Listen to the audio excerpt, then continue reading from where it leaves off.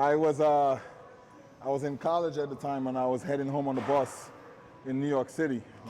So back then they had the Metro cards. Well, they still have the Metro cards. Yeah, the MTA cards. But I reached over to put my Metro card in the slot, and I met this lady, and she's just like, "Holy crap! Look at these triceps."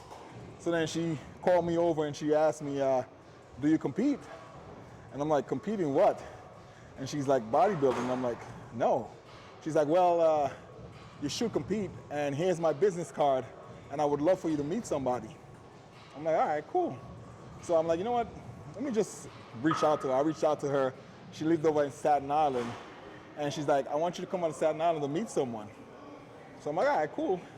Went out to Staten Island, and I'm standing in the gym waiting for this guy that she told me to meet. Turns out he was her husband, and her husband was a training partner to Arnold Schwarzenegger back in the days. He passed away in 2021, I believe, or 2020. His name was Leon Brown. You guys can look him up. Legendary bodybuilder. That was a husband. So he came into the gym and he was pissed off, and he was mad because he's just like, "Yo, my wife just met some bum from the bus, and then she wants me to like stop my workout to come see what this guy looks like." So he came downstairs pissed as hell, and he's just like, he looked at me and he's like, "All right, strip." I'm standing in the middle of the gym, and this dude is telling me to strip down to my underwear. I'm like, hell no. So then the guy that he was with at the time, he's like, he looked at me and he's like, "Listen, son, we're not gay. We just want to see what you look like."